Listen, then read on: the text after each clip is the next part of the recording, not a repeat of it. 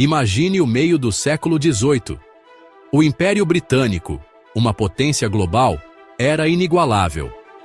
Do outro lado do Atlântico, 13 colônias estavam situadas ao longo da costa leste da América do Norte.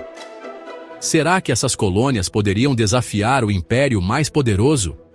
Um fogo de ressentimento foi aceso por novos impostos e uma sensação de vozes não ouvidas. A Revolução Americana é a história dessa faísca se tornando um incêndio que forjou uma nação. Compreender esse evento é crucial porque seus impactos ainda ressoam hoje. Este evento é um testemunho de pessoas comuns alcançando o extraordinário. Nosso mistério central: como esses colonos derrotaram uma superpotência global. Prepare-se para ver o nascimento dos Estados Unidos sob uma nova perspectiva. Olá, entusiastas da história. Bem-vindos à Rota em Comum. Aqui, exploramos as narrativas mais fascinantes e esquecidas do passado, tornando a história acessível e envolvente. Se você gosta de descobrir os mistérios por trás dos grandes eventos históricos, este é o seu lugar. Inscreva-se e ative o sininho para não perder nenhuma expedição ao passado.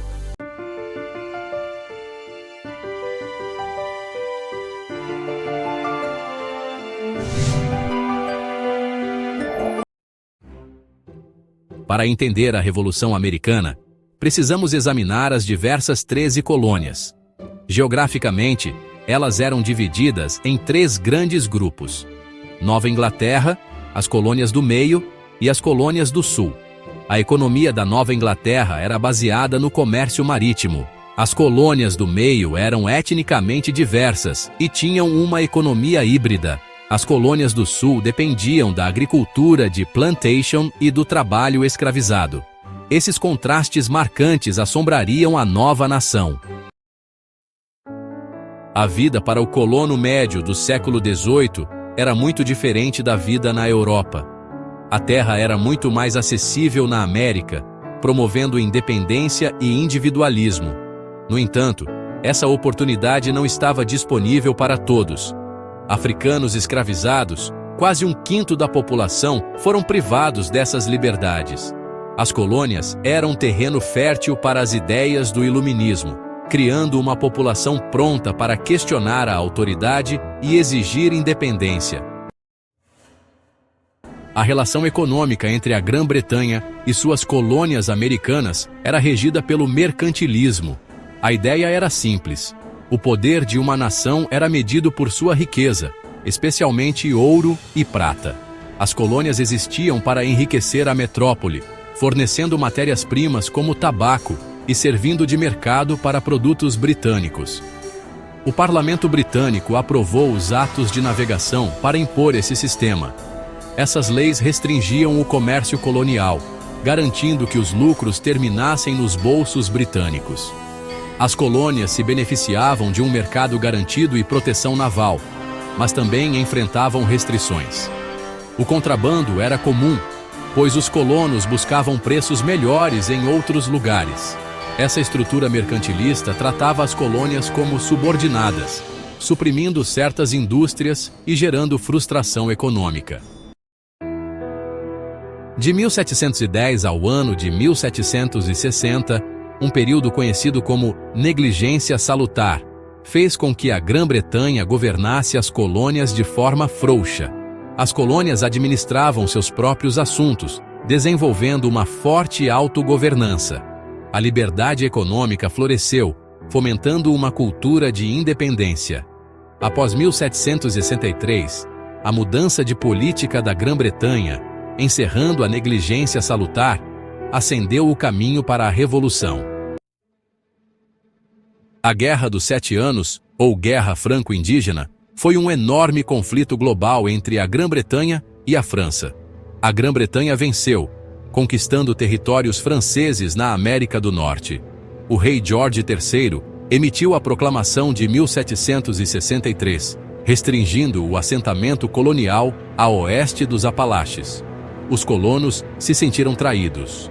O custo da guerra levou a Grã-Bretanha a taxar as colônias, encerrando a negligência salutar e provocando protestos coloniais. 1763 marca um ponto de virada no relacionamento entre a Grã-Bretanha e suas colônias americanas. O Império Britânico estava sobrecarregado por dívidas, e a mentalidade do governo mudou. As colônias passaram a ser vistas como uma fonte de receita. O rei George III buscava afirmar a autoridade real.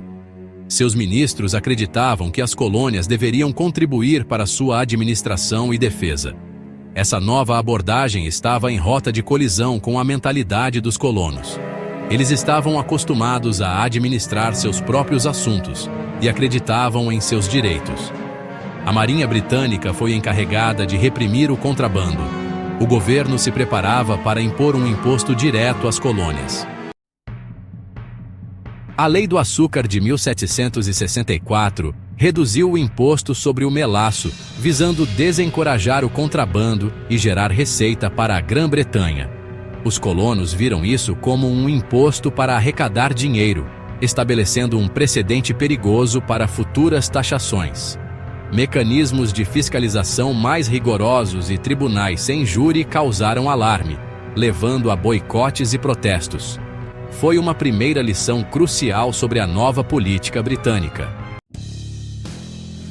Se a Lei do Açúcar foi um tiro de advertência, a Lei do Selo de 1765 foi uma declaração da intenção do parlamento de taxar diretamente as colônias. Essa lei exigia um selo oficial do governo britânico em diversos produtos de papel nas colônias. Foi um imposto interno que afetou quase todos os colonos.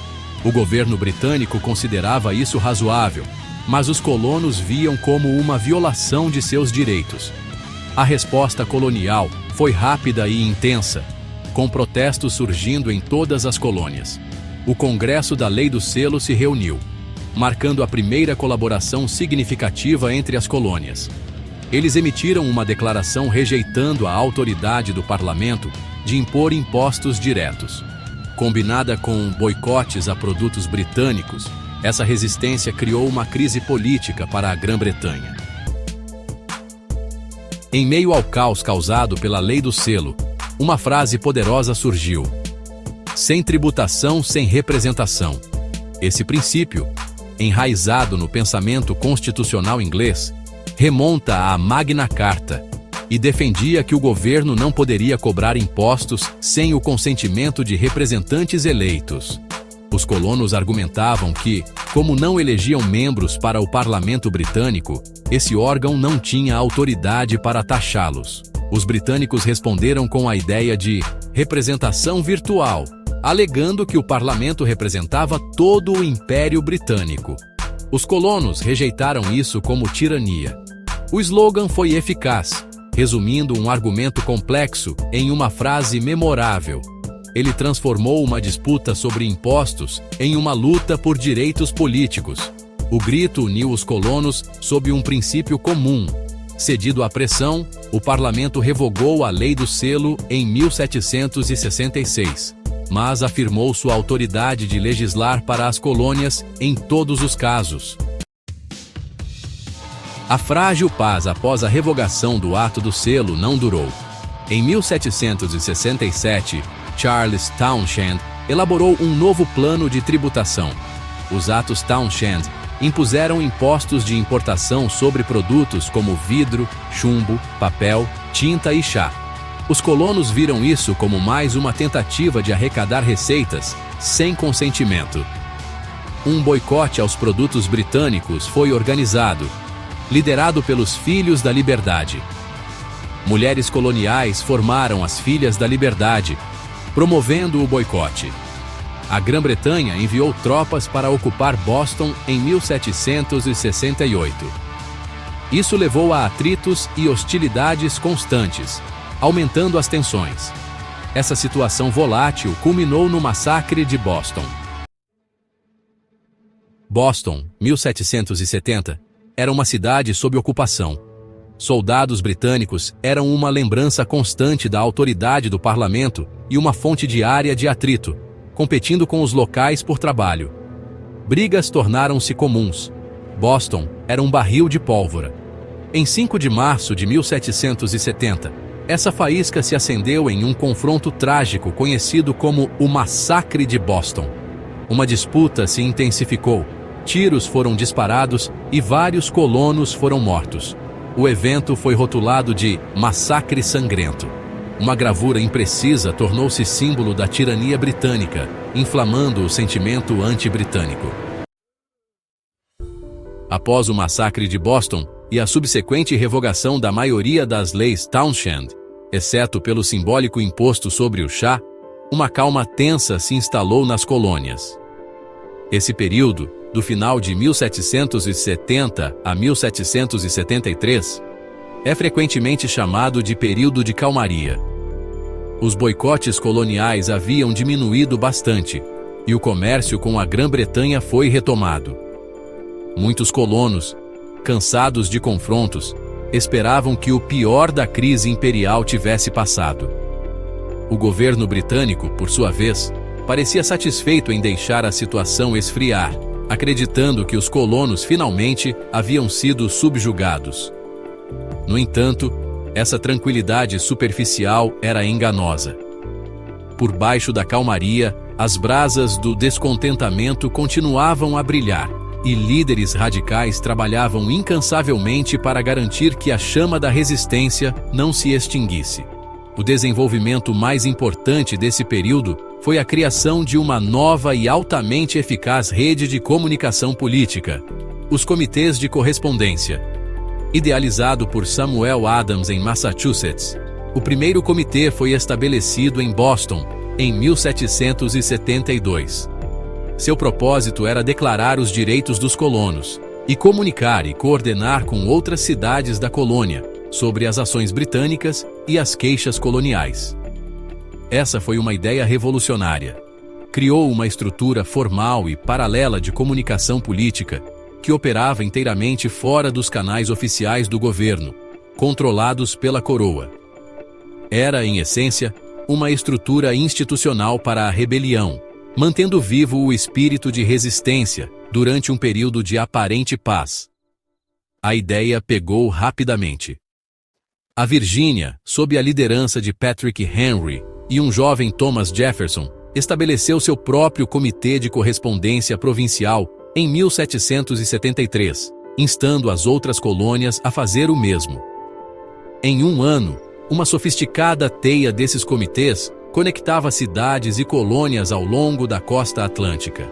Cartas, panfletos e notícias das atividades britânicas podiam agora ser espalhados com notável rapidez. Se o governador real em Massachusetts dissolvesse a Assembleia, a notícia desse ato tirânico chegaria aos líderes na Carolina do Sul em semanas. Essa rede fomentou um senso compartilhado de identidade e causa comum entre as colônias díspares, transformando queixas localizadas em uma consciência colonial unificada. Eles estavam começando a pensar e agir como americanos. Essa rede de comunicação provou ser indispensável. Ela garantiu que os colonos não fossem enganados por uma falsa sensação de segurança.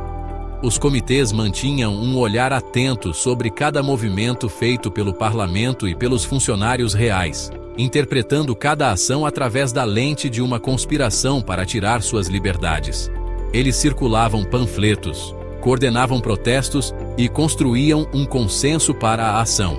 Quando a próxima crise inevitavelmente chegasse, os colonos não seriam pegos de surpresa. Graças aos comitês de correspondência, eles estariam organizados, informados e prontos para responder com uma voz unificada. O período de calmaria não foi um tempo de descanso, mas um tempo de preparação crucial para a tempestade que estava prestes a estourar. A Companhia Britânica das Índias Orientais, afogada em chá encalhado, foi salva pelo Ato do Chá do Parlamento de 1773, feito para baratear o chá nas colônias e minar os contrabandistas. Mas os colonos viram o ato como uma jogada sorrateira para fazê-los aceitar o direito do parlamento de cobrar impostos. A revolta se espalhou. Na maioria das cidades, agentes do chá foram intimidados e navios mandados de volta. Mas em Boston, o governador Hutchinson se recusou a ceder. Em 16 de dezembro de 1773, após um impasse tenso, dezenas de homens, alguns disfarçados de Mohawks, invadiram 3 navios e despejaram 342 caixas de chá no porto de Boston. A festa do chá de Boston foi um ato de protesto calculado e organizado, não uma baderna. Foi um desafio direto à autoridade britânica, e as consequências seriam rápidas e severas. A notícia da festa do chá de Boston enfureceu Londres. A paciência do parlamento se esgotou. Em 1774, eles aprovaram as leis coercitivas, o que os colonos chamaram de leis intoleráveis, fechando o porto de Boston, tirando a autonomia de Massachusetts e apertando o controle imperial. Tropas britânicas ocuparam a cidade sob lei marcial, esperando isolar e punir Boston. Em vez disso, as medidas duras uniram as colônias em indignação e solidariedade. Suprimentos chegaram a Boston de todas as partes da América. As leis intoleráveis, feitas para esmagar a resistência, apenas uniram ainda mais as colônias. Em resposta, os líderes coloniais se reuniram no primeiro Congresso Continental na Filadélfia, em setembro de 1774. Delegados de 12 colônias debateram acaloradamente. Os mais radicais exigiam resistência ousada, enquanto os conservadores pediam cautela. Eles encontraram um ponto em comum: uma declaração de direitos e a criação da Associação Continental para fazer valer um boicote abrangente aos produtos britânicos. Comitês locais surgiram, formando a espinha dorsal de um governo revolucionário. Antes de suspender a sessão, eles concordaram em se reunir novamente caso a Grã-Bretanha ignorasse suas exigências. Londres desconsiderou o Congresso como ilegítimo e se preparou para a guerra. As colônias, mais unidas do que nunca, se prepararam para o conflito inevitável. Abril de 1775. O general Gage, sob ordens para esmagar a rebelião, enviou tropas britânicas para apreender armas coloniais em Concord e prender os líderes. Paul Revere e outros espalharam o alarme. Os Minutemen se mobilizaram. Ao amanhecer em Lexington, um tenso impasse explodiu. Então, um tiro misterioso ecoou. As tropas britânicas atiraram, matando 8 colonos. A revolução havia começado. Em Concord, os Minutemen revidaram ferozmente, forçando os britânicos a uma retirada sangrenta para Boston. Táticas de guerrilha ao longo da estrada infligiram pesadas baixas. O tiro que ecoou pelo mundo marcou o início da Guerra Aberta. No papel, o exército britânico era imbatível. Soldados profissionais, marinha global, vastos recursos. E os americanos? Uma colcha de retalhos de milícias, sem exército regular, pouco dinheiro e suprimentos escassos. Mas os colonos tinham a vantagem de jogar em casa vasto território, apoio local e uma causa pela qual valia a pena lutar. Para a Grã-Bretanha, a vitória significava controle total. Para os americanos, a sobrevivência era suficiente. Os britânicos lutavam por um rei distante.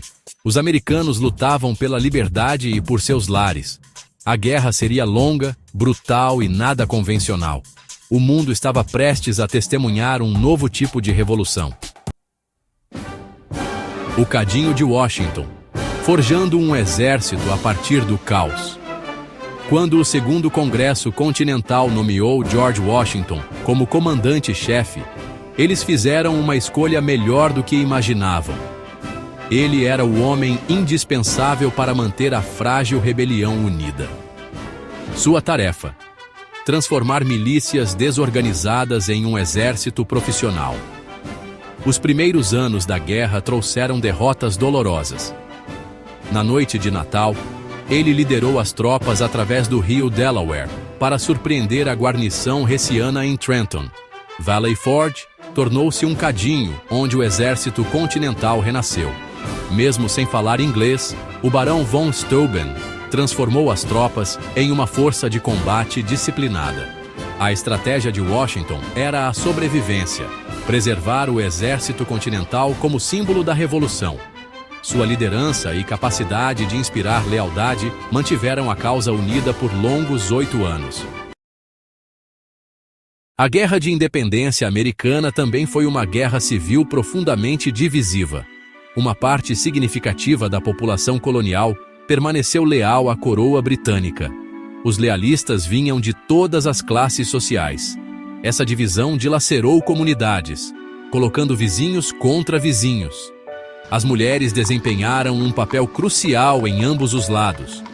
Com os homens ausentes, as mulheres administravam fazendas e negócios. Elas organizaram boicotes e arrecadaram fundos. Algumas até participaram de combates ou atuaram como espiãs. A guerra forçou as mulheres a assumirem novos papéis, demonstrando sua resiliência. No início do verão de 1776, a guerra já se arrastava por mais de um ano.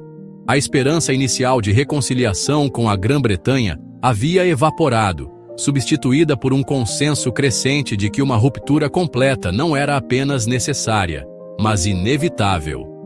Em 7 de junho de 1776, Richard Henry Lee, da Virgínia, apresentou-se perante o Segundo Congresso Continental e propôs uma resolução clara e revolucionária, que estas colônias unidas são, e de direito devem ser, estados livres e independentes.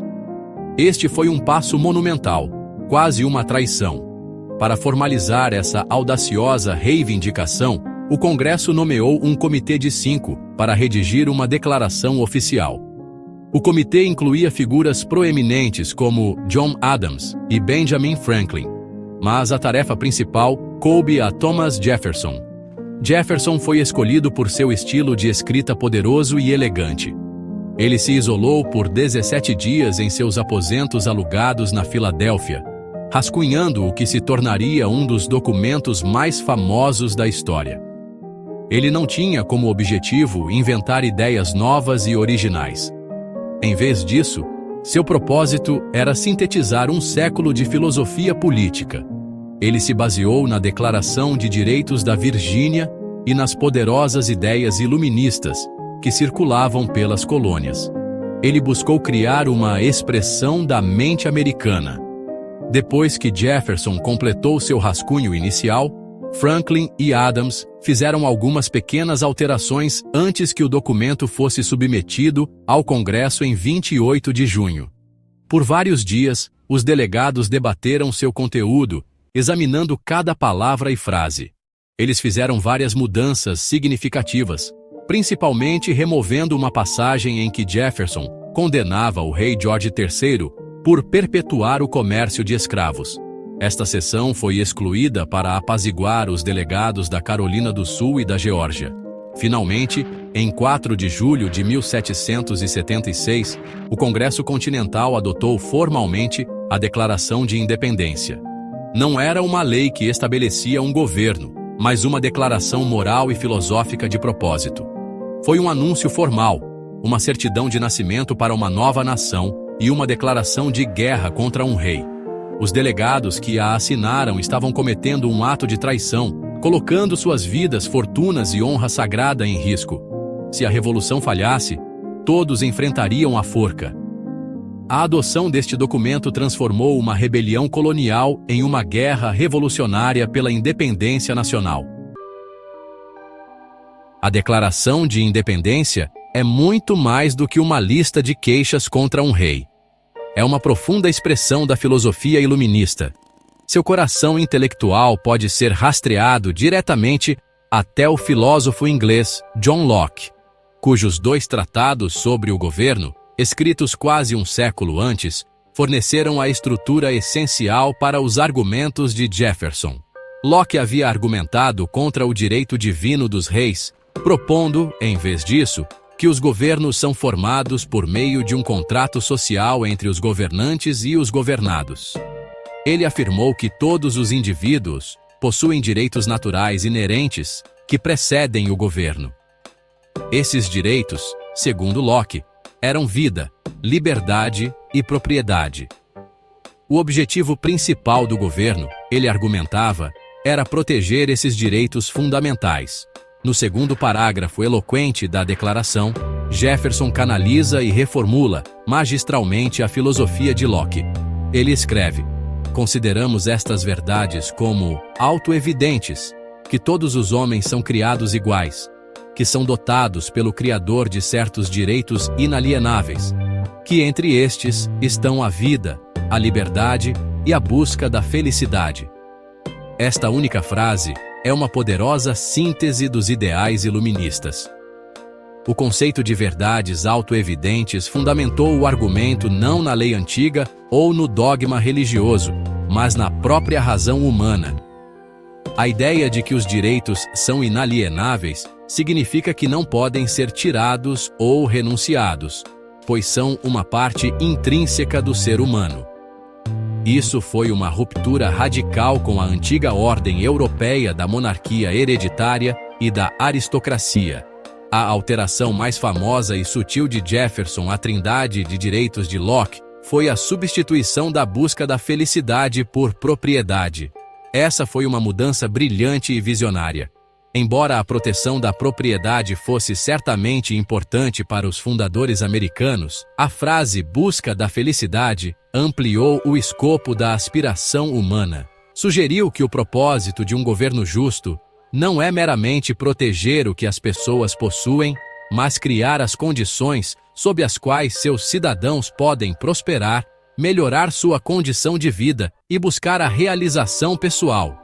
É um ideal dinâmico e voltado para o futuro, que encapsula o sonho americano de oportunidade e mobilidade social, um conceito que ressoou profundamente com as experiências dos colonos no Novo Mundo. A declaração então estabelece a consequência lógica dessa filosofia. Se um governo é criado para proteger esses direitos, e em vez disso se torna destrutivo desses fins, então é direito do povo alterá-lo ou aboli-lo, e instituir um novo governo. Essa foi a justificativa máxima para a Revolução. Transformou os colonos de traidores rebeldes em um povo que legitimamente exercia seu direito natural de reivindicar sua soberania de um governo tirânico que havia quebrado o contrato social. Ao fundamentar sua rebelião nesses princípios universais de direitos naturais e soberania popular, os fundadores elevaram sua causa de uma disputa fiscal local a uma luta com profundas implicações para toda a humanidade. O propósito imediato da Declaração de Independência era justificar a Revolução Americana para uma audiência global, particularmente para as cortes da França e da Espanha, cuja ajuda a nova nação precisava desesperadamente. Era uma peça de comunicação estratégica, um argumento formal destinado a provar a legitimidade de sua causa e garantir apoio estrangeiro. Nisso, foi finalmente bem-sucedida, fornecendo a base filosófica para a crucial aliança com a França. No entanto, o verdadeiro impacto da declaração estendeu-se muito além dos campos de batalha da Guerra Revolucionária. Sua poderosa articulação de liberdade, igualdade e autogoverno tornou-se um farol de esperança para povos oprimidos e aspirantes a revolucionários em todo o mundo. As ideias consagradas na declaração enviaram ondas de choque através do Atlântico. Apenas 13 anos após sua adoção, os líderes da Revolução Francesa redigiram sua própria Declaração dos Direitos do Homem e do Cidadão, que ecoou a linguagem de Jefferson sobre direitos naturais e inalienáveis. Ao longo do século XIX, a Declaração Americana inspirou incontáveis movimentos por independência e reforma. Líderes nacionalistas na América Latina, de Simón Bolívar na Venezuela a José de San Martín na Argentina, olharam para o exemplo americano enquanto lutavam para derrubar o jugo do domínio colonial espanhol. Os princípios do documento ressoaram com aqueles que buscavam estabelecer novas repúblicas, baseadas no consentimento dos governados, e não no decreto de um monarca. Mesmo dentro dos Estados Unidos, as palavras da declaração ganharam vida própria, sendo frequentemente usadas para desafiar as próprias falhas da nação em viver de acordo com seus ideais fundadores. Abolicionistas no século XIX, como Frederick Douglass, empunharam poderosamente a frase todos os homens são criados iguais para expor a hipocrisia da escravidão em uma terra dedicada à liberdade. Líderes do movimento sufragista feminino, em sua Declaração de Sentimentos de Seneca Falls, de 1848, reescreveram o documento para afirmar que todos os homens e mulheres são criados iguais para avançar sua causa por direitos iguais. No século XX, o Dr. Martin Luther King Jr. referiu-se à declaração como uma nota promissória para todos os americanos, uma promessa de liberdade e igualdade que ainda não havia sido totalmente resgatada para os afro-americanos. A Declaração de Independência, portanto, não é um artefato histórico estático. É um documento vivo cujo significado e influência evoluíram ao longo do tempo. Seu poder duradouro reside em seu apelo universal e em sua visão transcendente da dignidade humana e do autogoverno. Embora os Estados Unidos muitas vezes tenham lutado e falhado em viver de acordo com a medida completa de seus princípios elevados, a Declaração permanece um desafio constante e uma fonte de inspiração. Ela se destaca como um testamento atemporal à ideia radical de que pessoas comuns têm o direito de desafiar a tirania, de definir seu próprio destino e de construir um governo fundado nos princípios duradouros de liberdade, igualdade e busca da felicidade para todos. O Tratado de Paris, em 1783, reconheceu o nascimento dos Estados Unidos. Pela primeira vez, uma colônia havia lutado e conquistado sua independência, estabelecendo uma república. A vitória americana causou um impacto profundo, alterando o equilíbrio de poder e inspirando gerações futuras. O sucesso da Revolução Americana demonstrou as ideias do Iluminismo, influenciando revoluções ao redor do mundo. Ao longo do século XIX, movimentos de independência olharam para os Estados Unidos como modelo. Esse fortalecimento dos ideais republicanos tornou-se o legado mais duradouro da Revolução para a civilização ocidental. Além das batalhas e dos pais fundadores, a Revolução Americana guarda histórias fascinantes e ocultas. A bandeira americana nem sempre foi composta por estrelas e listras. A primeira bandeira trazia o Union Jack britânico. A Revolução dividiu profundamente a sociedade colonial. Foi a primeira guerra civil dos Estados Unidos. Os lealistas permaneceram fiéis à coroa britânica. Os papéis de mulheres, afro-americanos e nativos americanos são frequentemente minimizados. A vitória foi conquistada por meio de estratégia e de assistência estrangeira crucial. O triunfo americano foi resultado de um complexo jogo global. Ao concluirmos nossa jornada, ficamos com uma reflexão final e poderosa.